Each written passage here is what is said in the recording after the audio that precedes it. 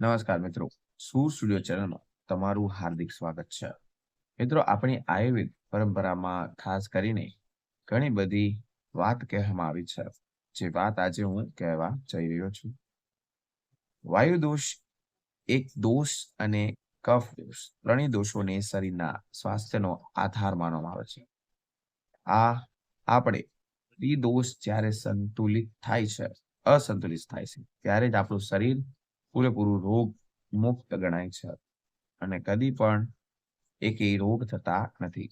પરંતુ જો તેમાંથી તમને કોઈ પણ એક વધી જાય તો આપણું શરીર હેરાન થઈ શકે છે. તો આજે હું તમને રોગ મુક્ત થવાના ઘણા બધા નીતિ નિયમ કહેવા જઈ રહ્યો છું. નવા હોય તો વિડીયોને લાઈક, ચેનલને સબસ્ક્રાઈબ અને કમેન્ટ સેક્શન જય માં લક્ષ્મી લખો, જેથી કરીને અવારનવાર આવા સ્વસ્થ રહેવાના વિડીયો તમારી સમક્ષ અમે રજૂ કરતા રહીએ.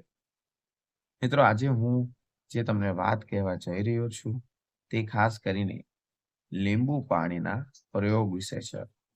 લીંબુ પાણીના પ્રયોગ ખૂબ જ અસરકારક અને ઘરગથ્થુ ઉપચાર તરીકે આજે વાત કરીશું. પહેલી વસ્તુની વાત કરી તો કે વાયુ દોષને સંતુલિત રાખવા માટે અલગ અલગ કાર્યમાં આપણે લીંબુ શરબતનો પ્રયોગ કરી શકીએ છીએ. પણ આજનો પ્રયોગ બહુ ખાસ થવા જઈ રહ્યો છે.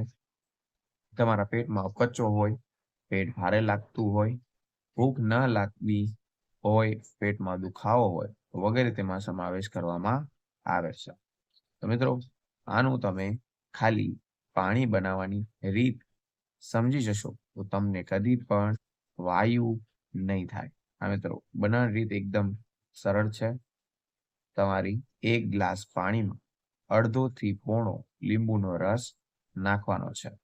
એમાં થોડુંક સંચર નાખવાનું છે, થોડોક આદુનો રસ અને મધ મિક્સ કરવાનું છે. તેમાં થોડોક મરીનો ભૂકો પણ નાખી શકો છો. મિત્રો, આ વસ્તુ પીવાથી તમારા શરીરમાં ચમત્કારી ક્રિયા જોવા મળશે. આ પાણીમાં રહેલું લીંબુ વિટામિન સી થી પૂરેપૂરું ભરપૂર હોય છે, જે પાચન શક્તિને તમારી સુધારે છે. કારણ કે વાત કરીએ તો કે આદુની, તો આદુ વાયુનો દુશ્મન કહેવામાં આવે છે. આદુ વાયુ અને કફ બંનેને શાંત કરવામાં પહેલો નંબર છે. આગળની વાત કરું તો કે કફ દોષ લીંબુ શરબત કેવી રીતના ઓછો કરે છે. તો મિત્રો, તમારા શરીરમાં કફ દોષ હોય તો તેને કેવી રીતના ઓળખવું, તેના લક્ષણો શું શું છે.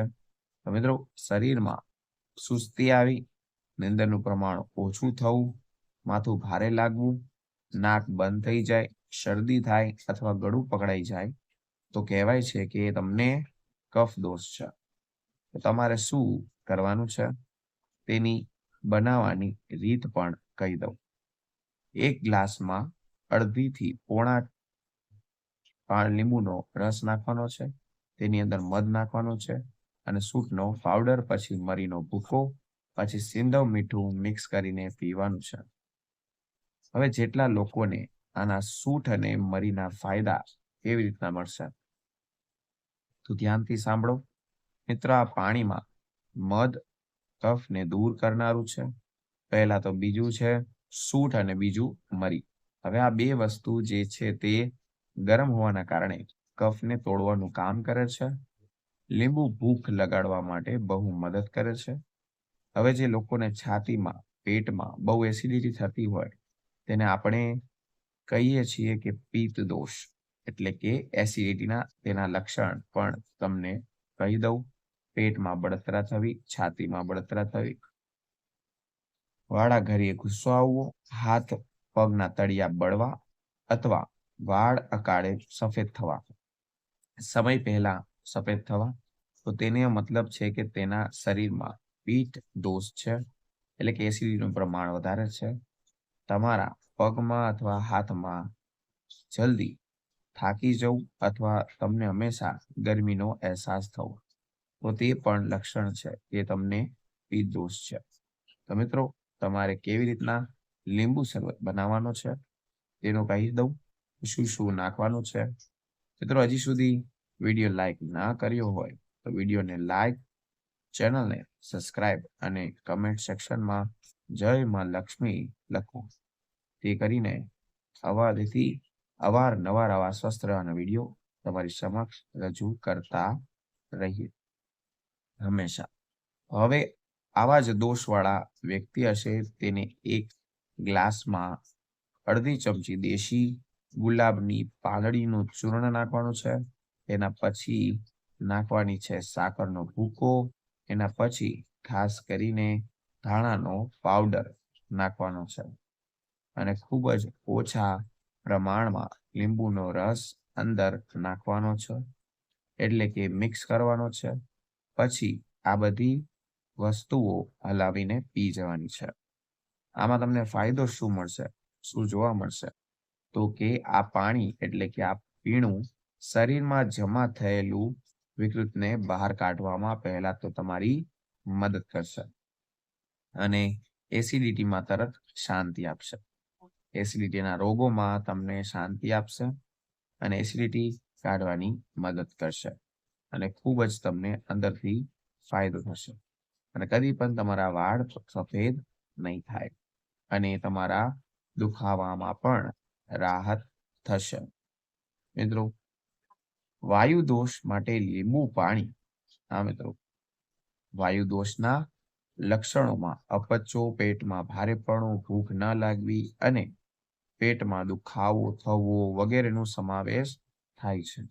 આના માટે તમે જે પીણું બનાવવાનું સૂચક કર્યું છે તે ખૂબ જ ઉપયોગી છે. મિત્રો, જોઈએ તો બનાવવાની રીત તો સરળ છે. એક ગ્લાસ પાણીમાં અડધાથી પોણો લીંબુનો રસ, થોડુંક હંચર, થોડોક આદુનો રસ અને મધ મિક્સ કરો. તેમાં થોડોક મરીનો ભૂકો પણ નાખી શકો છો. તો તમને આના ગુણની વાત કરીએ તો આ પાણીમાં રહેલું વિટામિન સી થી ભરપૂર હોય છે, જે પાચન શક્તિ તમારી સુધારે છે. સંચર પાચક ગુણ ધરાવે છે. મરી વાયુને શાંત કરે છે અને આદુ વાયુ તથા કફને બંનેને શાંત કરવામાં તમારી પૂરેપૂરી મદદ કરે છે. કફ દોષ માટે લીંબુ પાણીની વાત કરું તો કે કફ દોષના લક્ષણોમાં શરીરમાં સુસ્તી આવવી, ઊંઘનું પ્રમાણ વધવું અથવા માથું ભારે લાગવું, નાક બંધ થઈ જવું અને શરદી વગેરે સમાવેશ થાય છે. તો તેના માટે તમારે શું કરવાનું છે? તો બનાવવાની રીત છે: એક ગ્લાસ પાણીમાં અડધાથી પોણા લીંબુનો રસ, મધ, સૂંઠનો પાવડર, મરીનો ભૂકો અને સિંધવ મીઠું મિક્સ કરીને તમારે પીવાનું છે. એના ગુણની વાત કરું તો આ પીણામાં મધ કફને દૂર કરનારું છે. સૂંઠ અને મરી ગરમ હોવાથી કફને તોડવાનું કામ કરે છે અને લીંબુ ભૂખ લગાડવામાં મદદ કરે છે. આગળનો પ્રયોગ છે તમને કહું તો કે પિત્ત દોષ એટલે કે એસિડિટી માટે લીંબુ પાણીનો ઉપયોગ કેવી રીતના કરવાનો છે.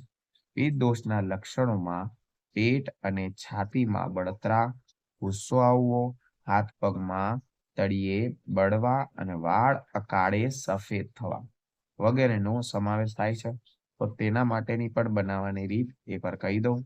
તમારે કરવાનું છે: એક ગ્લાસમાં પાણીમાં અડધી ચમચી દેશી ગુલાબની પાંદડીનું ચૂર્ણ, સાકરનો ભૂકો, ધાણાનો પાવડર અને ખૂબ જ ઓછા લીંબુનો રસ મિક્સ કરીને તમારે પીવાનું છે. તેનાથી તમને ફાયદો થશે તો કે આ પીણું શરીરમાં જમા થયેલું વિકૃત પિત્તને બહાર કાઢવામાં મદદ કરે છે અને એસિડિટીના રોગોને પૂરેપૂરું શાંત કરવામાં પણ મદદ કરે છે. તમને ખૂબ જ સટોચ અને સરળ ભાષામાં આ ત્રણેય ઉપાયો સમજાવ્યા છે, જેનાથી સામાન્ય માણસ પણ સરળતાથી તેનો ઉપયોગ કરી શકે. મિત્રો, આયુર્વેદની ઉપચારની વાત કરીએ તો સરળ રીતે તમને રજૂ કરવામાં બદલે હું તમને વિડીયો સારો લાગ્યો તો વિડીયો લાઈક કરજો અને ચેનલને સબસ્ક્રાઇબ કરજો. પૂરો વિડીયો જોવા બદલ તમારો ખૂબ ખૂબ આભાર. ફરી મળીશું નવા વિડીયો, નવા ટોપિક સાથે. ત્યાં સુધી બધાને મારા હર હર મહાદેવ અને બધાને મારા રાધે રાધે.